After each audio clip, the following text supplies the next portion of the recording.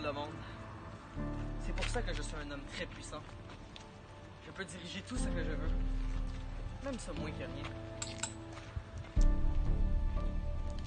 Regardez ça. Ce sont des énergies fossiles.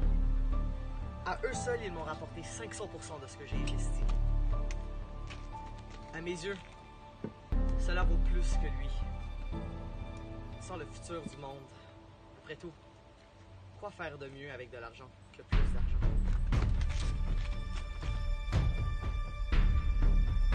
En Nox, le peuple est divisé en classes sociales. Les classes sociales sont séparées en les riches qui sont en altitude, qui sont plus comme des bourgeois, et les pauvres en bas, qui sont des ouvriers. Les pauvres et les riches sont séparés par un nuage de pollution qui s'appelle la Nox. Les gens qui sont plus en bas, ils sont dans la Nox. La Nox, on va vous expliquer plus tard c'est quoi. Pour le moment, l'important, c'est de savoir que les riches peuvent facilement se procurer de l'énergie, tandis que les pauvres, eux, doivent travailler pour avoir la leur. Donc, on a trouvé quelques extraits dans le livre qui expliquent très bien ça. Je vais vous en lire quelques-uns. Ici, dans la ville basse, la seule énergie dépensée est celle que nous produisons nous-mêmes à la force de nos muscles. Là-haut, chez les riches, les lampes s'allument quand on appuie sur un bouton et brillent sans qu'on s'en occupe. Un deuxième extrait. Bien sûr, dis-je. Dans les tripots près du port, par exemple, et dans les salles de spectacle, les enfants moins 100 pédalent jusqu'à l'épuisement pour éclairer les clients dont la plupart viennent d'ailleurs des hauteurs. Comme je disais plus tôt, vivre sous la Nox, c'est synonyme de vivre dans la noirceur constante et avec un air très pollué. On a trouvé un extrait qui expliquait bien ça. Ici, les rues sont obscures, même dans la journée, car un brouillard noir et opaque enveloppe la ville basse en permanence. On appelle ça un Nox. Le dernier aspect que je vais aborder sont les idées préconçues que les gens du bas ont. Selon ces idées, l'eau pure, l'eau que les habitants du haut utilisent pour prendre leur douche, serait nocive pour les habitants du bas, comme le soleil constant. Dans le roman, nous avons trouvé un extrait qui exprime très bien ces idées préconçues. Il va comme ça. C'est une pratique, nous a-t-on expliqué, uniquement réservée aux riches dont la peau est apte à supporter une telle agression. Pour les pauvres, l'opération peut s'avérer dangereuse. On évoque des brûlures, des plaques de peau qui tombent, des démangeaisons insoutenables. Martha, me dit-elle, qui s'occupait de moi avant, vient de la ville basse. Et j'ai donc très vite compris que ce qu'on nous enseignait à l'école sur la théorie des deux races et la nécessité d'une séparation était une escroquerie. Dans ce livre, le capitalisme est l'idée principale. Il engendre la pyramide des classes sociales. Les moins 100 sont des esclaves. Ils sont utilisés pour assouplir les instincts vicieux des riches. Aussi, ils peuvent être utilisés derrière les murs pour créer de l'électricité jusqu'à l'épuisement. La classe moyenne est principalement une classe ouvrière. Il peut y avoir des réparateurs ou des pâtissiers. Ce sont des petits métiers, mais qui peuvent rapporter beaucoup et qui sont très importants.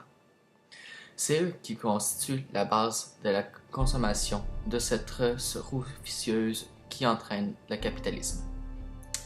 Maintenant, il y a les riches. Les riches habitent au-dessus de la Nox, d'un nuage de pollution, donc à l'altitude 700 et plus.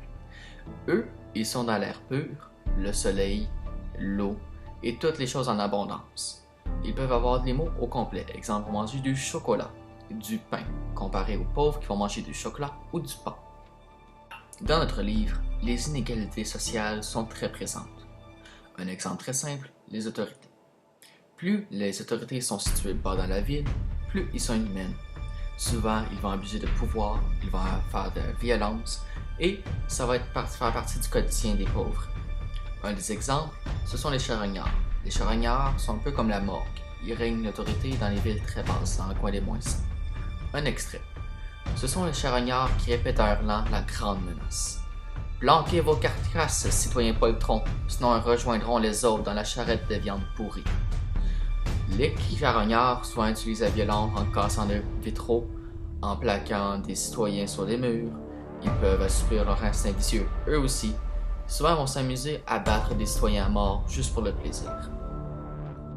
Les raisons que les riches ont pour justifier que les pauvres vivent dans des zones malsaines sont les suivantes. Les gens du bas sont décrits comme appartenant à une espèce différente de leur nôtre.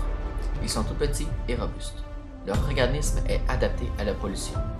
Leurs poumons plus résistants permettent de vivre aisément dans des environnements trop dangereux pour nous. Ils sont arriérés intellectuellement et très sages. Ils ont parfois des comportements violents. L'idée générale est que nous, les riches, sommes beaucoup plus hauts et l'espèce humaine civilisée et que eux, les pauvres, soient les animaux.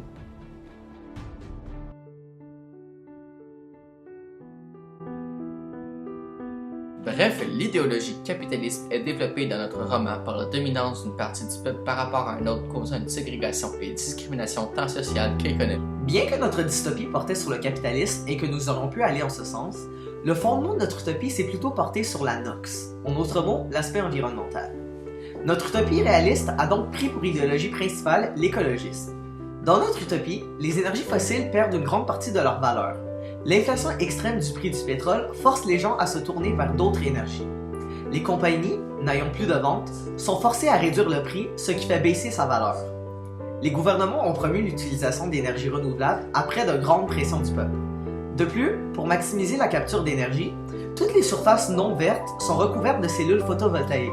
Celles-ci permettent de capter le plus d'énergie solaire tout en maintenant l'équilibre avec la faune et la flore. Les énergies fossiles ont perdu toute leur valeur.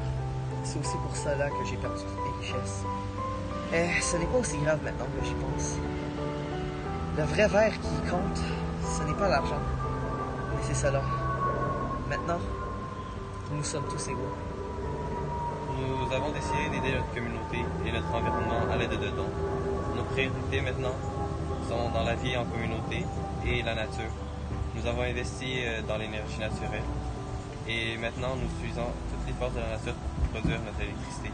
Et après tout, l'argent, c'est le mange.